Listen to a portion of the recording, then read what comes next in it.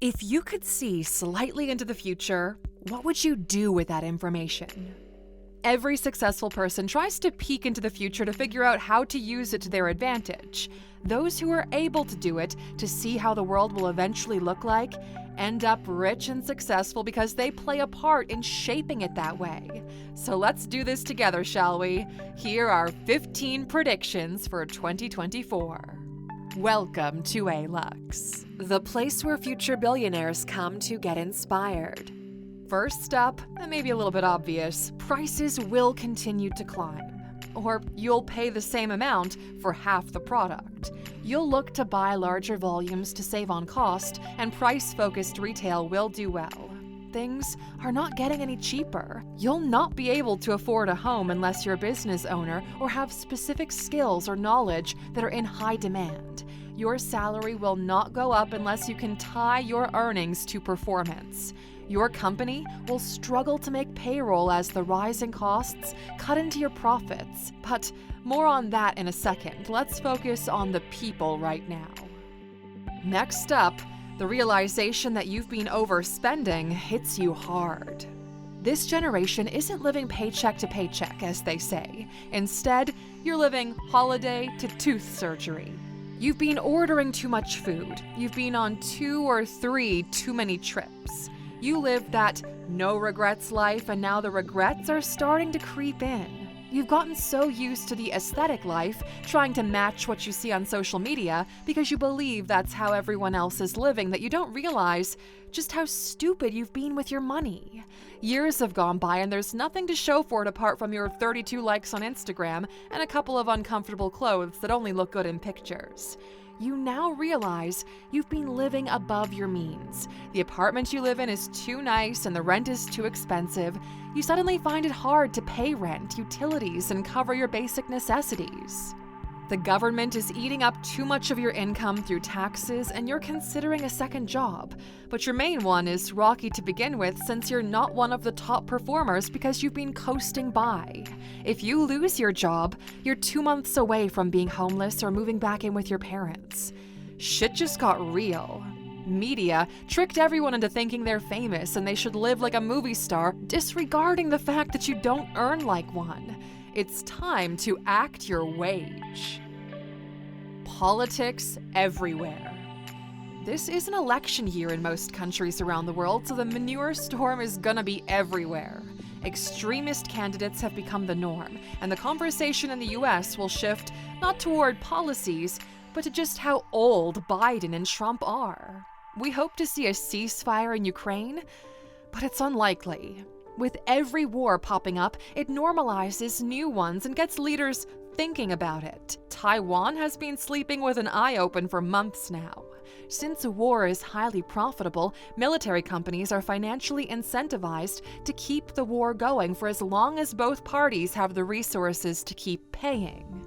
The faith in politicians around the world will be at an all-time low since the world is evolving faster than they're able to implement policies because they're too busy fighting amongst themselves. This leaves the population feeling isolated, and the everyone for themselves mentality starts to take root, which is the opposite of what we actually need, which is community. And speaking of what we need, outside of social media, we're going back to the old ways, my friend. People are going back to nature. Farming is becoming cool again. Building and holding something real in your hands that's not your smartphone is the new enlightenment. Bare-bones camping and sleeping in your car becomes appealing as it's seen as a new experience that's also cheap. Everyone just wants to be away from the digital world and slow down. Our brains feel like they've been on digital juice for far too long, and we need to escape. Anti-technology becomes a thing, and as a generation, those who choose it will experience technology withdrawals. Nostalgia grows even fonder. Vinyl sales will reach all-time highs. People will ride bikes more often, try to recreate mama's recipes at home, and grow food themselves or buy from farmers while being price-conscious. Alcohol and smoking become not cool as people finally realize just how much money they've been wasting on the detriment of their health. Businesses run toward efficiency to save themselves. You or someone you know will lose their job. A lot of people will lose their jobs, actually. Unless you can monetarily prove your value to the company, you are at risk of being laid off. We know you think you're special, but either AI or someone in the Philippines will be able to deliver the same kind of results you do at a fraction of the cost. And if letting you go means the survival of the company as a whole, well, you'll be let go. In order to keep your job, you'll most likely have to take on the work of another employee that's being laid off for the same salary. You might think you've got options, but it's the same story everywhere you look. Happy will be those who can find a job, even if for the first time in their career they're taking a pay cut to get it. The reality is, most employees have been overpaid and got complacent, and since the cost of doing business is going up, the companies are waking up and looking for alternatives. Self-everything everywhere is the new norm. You'll walk into Zara, scan your own products, pay on your own, remove the security tag yourself, bag the products yourself. Self-checkout has gone mainstream. Congratulations, you're now doing the work of someone who used to be an employee of the company. AI is evolving faster than you were expecting it to, and what used to require 3 people now requires 1 plus AI. Layoffs will generate a year of excitement as these exact employees will try to start new businesses that they've been considering for years now. But after a little bit of traction, almost all of them will fail. War on cash begins and crypto is back in the news again. Governments everywhere are pushing a cashless society and heavier tracking and reporting. Cash will be presented as being dirty and used by criminals. The government will want to know everything you do with your money. Digital banks and alternative online payment services will pick up traction. Payment processors and big banks will be the big winners as they'll take a piece of every transaction happening in the economy. Developing countries will be forced to digitize payments. It'll become so inconvenient to use cash that most people won't accept it. Terms like the digital dollar and digital euro come up more frequently than before, and all of this talk of digital money will put wind in the sails of the blockchain community. With the Bitcoin halving around the corner and an aggressive pursuit of digital money, we expect Bitcoin to do decently well. Some internet guy will get rich trading Solana and a new gold rush begins, but it's short-lived since retail is a lot more price conscious this time around. And then there's Gen Alpha coming online. These are the kids born between 2010 and 2024. The oldest of them are now a part of the online community doing what every generation did to the previous one. If Gen Z laughed at millennials using emojis, Gen Alpha laughs at using the words slay or bet. Gen Alpha has acronyms for everything. Y'all don't even want to know what GAT means. Be honest, y'all just looked it up, didn't you? It's okay, so did we. This is why you subscribe to Alux, we're keeping you young over here. It's part of the agreement that we've got. You subscribe and click the like button and we keep you in the know. For the first time, we've got a generation that's less technology savvy than the one before it. Why? Well, technology already matured before they came into contact with it. For them, everything is an easy-to-use app. They don't use folders, file types, or Windows as an operating system. Their ability to troubleshoot a technical issue is non-existent because they expect everything to just work out. What happened to millennials with the hard labor skills? Be honest, none of you know how to change an electrical socket. Same thing happened to these kids, only digitally. 2024 will be a year we say goodbye to YouTube to MP3 converters, since they no longer require you to download MP3s. F's in the chat for YouTube to MP3 converters. Switching gears to something more serious now, even more powerful climate events. While we continue to ignore climate issues because of the realization that we can't enforce our policies worldwide, remember when they said it's the plastic straws and, we're not even joking, cow farts that are heating up the atmosphere? Well, this is a video from Kuwait, where they're burning over 40 million tires. Turns out Kuwait is a dump yard for toxic rubber since the government turns a blind eye to anything climate-related, and they're okay with burning it out in the open. Last year, we saw some extreme climate events with massive floods, unseen-before winds, and droughts. These will likely become more frequent throughout the year. We'll see a rise in doomsday narratives and post-apocalyptic content. Content-wise, you'll find escapism in religious-centered fantasy or sci-fi. And speaking of sci-fi, AI becomes a serious legal matter. Remember the companies that were stealing your data? They used it to train AIs on it, even if it was copyrighted. They just didn't tell anybody, and now the lawsuits will ensue. The New York Times was the first to sue OpenAI for billions since they trained their models on their articles without consent or a licensing agreement. No matter the outcome, a bloodshed will ensue as every other publisher will follow suit. And speaking of OpenAI, they'll tease their first hardware interface to ChatGPT. They've been in talks with former Apple designer Johnny Ive to join OpenAI and lead the project. The tech billionaires in the Valley sense the time has come for a new revolution in hardware and the way we interact with the internet. Humane AI's PIN launched last year. We didn't buy it. Earlier this week, another AI-centered device called Rabbit made news. It seems like there's a race happening here for an innovative way to interact with AI, but we're a little bit skeptical. The most likely outcome is that Google's Bard and Apple's Siri will get updates after updates and deploy instantly to all of their devices. Meta and OpenAI will be the other two key players, and they'll enact a walled garden around user interface AI. I guess we'll see what happens. The transfer of wealth picks up pace. Old rich people are dying, or their businesses are getting disrupted by what they call the youths. The largest wealth transfer in human history is happening right now, with money flowing from the analog generation to the tech-savvy ones. That money is changing geographies, since the internet enables worldwide participation in the marketplace. More billionaires will come out of emerging countries as more value is captured there, since they can acquire talent for cheap. We'll probably get the first African tech billionaire outside of telecom, and it's likely to come out of Nigeria.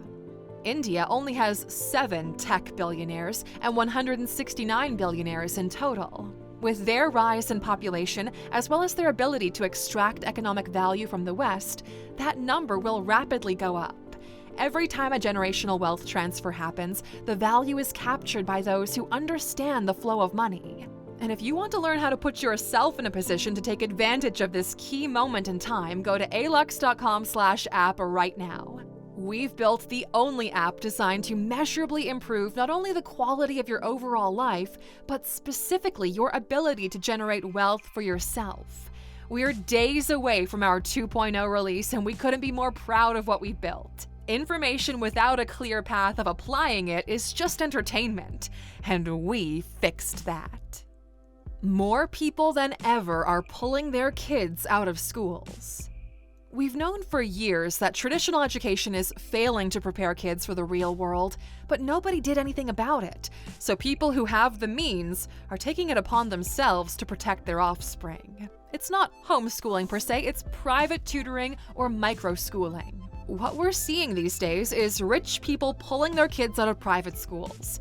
4 to 5 wealthy families come together and pay privately a top teacher to exclusively take care of their kids. Instead of 20 children to a teacher, you get 3 to 6 kids to someone who has the luxury of taking care of each one properly. The teacher gets paid way more than they would in an established school and has a lot less office politics to deal with. We're seeing a rise in non-religious and non-political ideologies here. Parents want their kids to learn math and physics and computer science without the political or religious agenda found in some schools. Anti-woke currents grow stronger.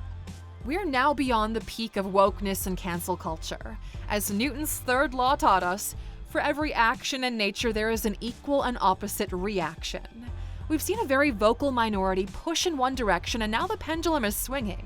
The likelihood that Trump will be the Republican candidate in the US will only add to this fire, and it's not just in the US.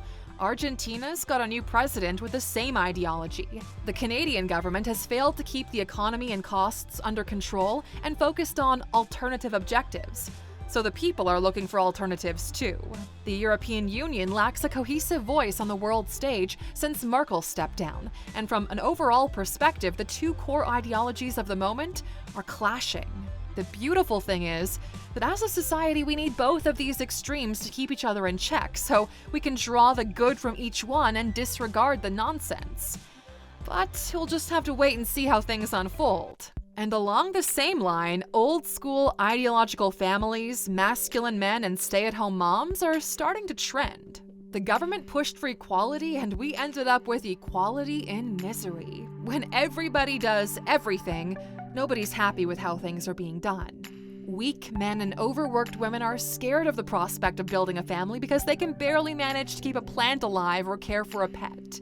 Talk to most people around the age of 30, and they'll tell you they're not ready to have a child, and that's okay because intrinsically, we know what ingredients we require to be able to provide a child with the kind of upbringing we want. So as a generation, we've been told it's okay to postpone it. And it might be the thing that's biting everyone in the behind. The experiment has run its course, and we can pick the valuables and disregard the rest. It feels like society has pushed the strong, independent woman fully focused on a career a little bit too hard, and the counter-movement is forming around the traditional stay-at-home mom. The reality for the average woman is they're not at home with their kids, and they're not professionally fulfilled because the job market sucks. So it's a lose-lose situation. For dads, the economic pressure to provide, as well as playing an active role in the household, has gotten them to a point of exhaustion. But the good in all of this? Spending time with the family through remote work. Nobody will raise your children with as much love as you can, so raising your own child instead of shipping them daily off to daycare has become a luxury that many people strive toward. The ideal scenario is both parents are able to be involved in the bringing up of the children, with each of them playing different roles in their development without feeling essential financial pressures. Since most of you have fully become mature adults by now, the people that you'll look up to on social media are not the ones who travel the world all the time carefree, but those who are able to have a well-rounded family life. Accelerated spending on anti-aging, health, and plastic surgery. Everyone is going through a health kick right now. Before the end of the year, you'll probably have a subscription to a customized cocktail of supplements. Looking young for as long as possible is incentivizing companies to spend more and more money on R&D. From supplements to non-invasive interventions to the bald head queuing up to fly to Turkey. People will pay good money to maintain the illusion of youth. These are cyclical trends. After the boom in breast implants, we've seen a rise in the removal of plastic and a more non-invasive adjustment. Even pop culture has had enough of it. Everyone on Instagram looks the same jaw, same cheekbones, same lips. Natural beauty, the kind where you can't tell that work's being done, will start trending. Happiness is the ever-encompassing word driving you forward.